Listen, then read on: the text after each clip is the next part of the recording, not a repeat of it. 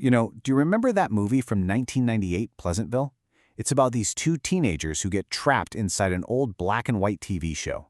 Everything there is perfect, totally predictable, and completely, utterly colorless. It's such a cool concept, right?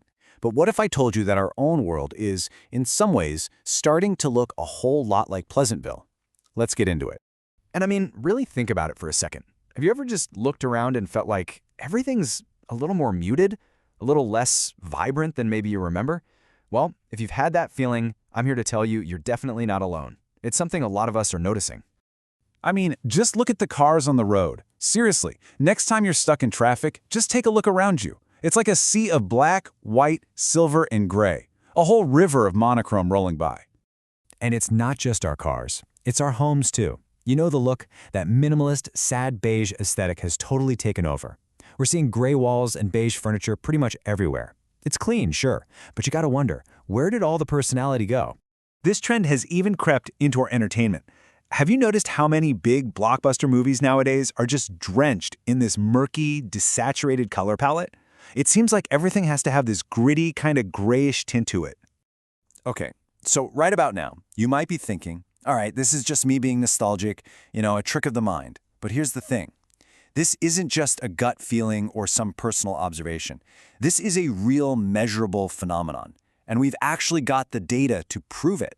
So this comes from a major academic study, a really credible one, by the UK's Science Museum Group. They analyzed over 7,000 everyday objects from their collection, and what they found is fascinating. Just look at this timeline. Back in the 1800s and early 1900s, you see this rich, diverse palette.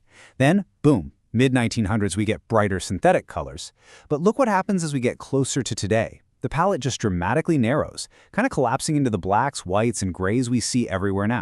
And this slide, wow, it just nails the point perfectly, especially with cars. According to Axalta, they're a top authority on automotive paint, so they know their stuff.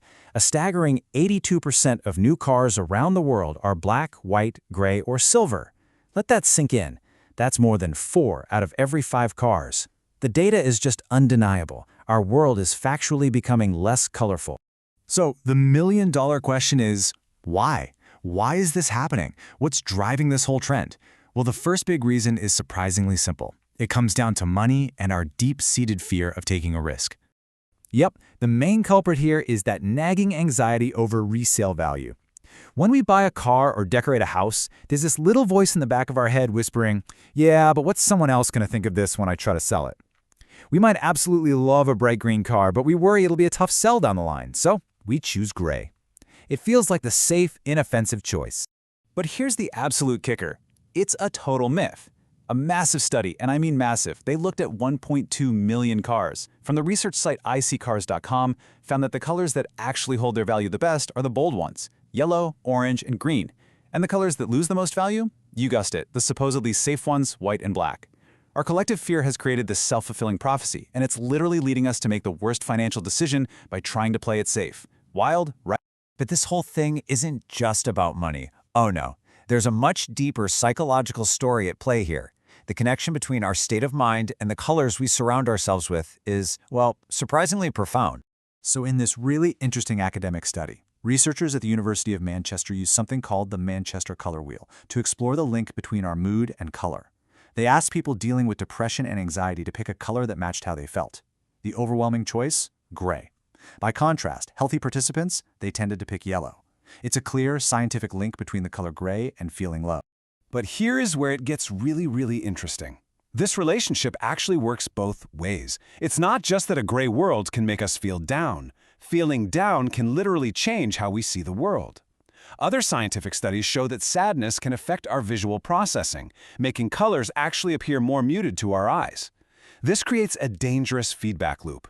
A gray world makes us feel gray, and feeling gray makes the world look even grayer. We get trapped. So, you can see, this isn't about one person's bad decision to buy a gray car or one company's boring design. This is a systemic issue. It's all about these bigger cultural and economic pressures that are pushing all of us towards, well, sameness. A sociologist named George Ritzer came up with a brilliant term for this. He calls it McDonaldization. The idea is super simple. Just think about how McDonald's standardized the hamburger so it would be the exact same. everywhere in the world. It's all for maximum efficiency and predictability. Well, Ritzer argues that our entire culture is starting to do that with aesthetics. And as this slide says, the logic is that individuality is a risk. A colorful car might thrill some people, but it could also put others off. A gray car, though, it offends nobody.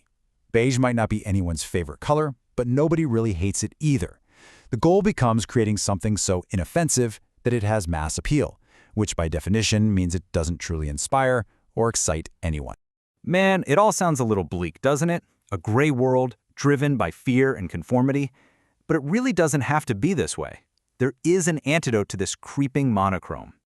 Way before any of our modern studies, the German poet Goethe had this powerful insight. He argued that color isn't just something we see with our eyes, it's something we feel in our souls. For Goethe, yellow feels joyful, blue feels melancholic. Color was a deeply, deeply emotional experience. And that brings us right back to Pleasantville. How did color finally return to that black and white world? Well, it appeared when the characters started to actually feel things. When they fell in love, when they got angry, when they read a book that made them curious, when they broke a rule or made a mistake. Color came back when they stopped being perfect and started being human. So the solution here isn't about hating the color gray. It's about fighting for genuine human expression. It's about having the courage to take a small risk.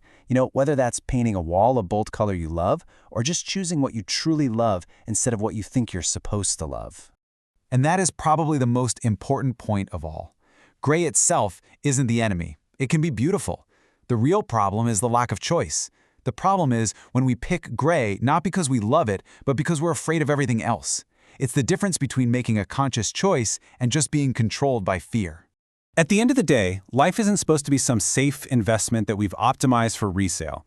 It's meant to be messy and emotional and deeply, wonderfully colorful. So the final question really isn't what color is best. It's, in a world that's pushing us towards monochrome, what color do you have the courage to choose?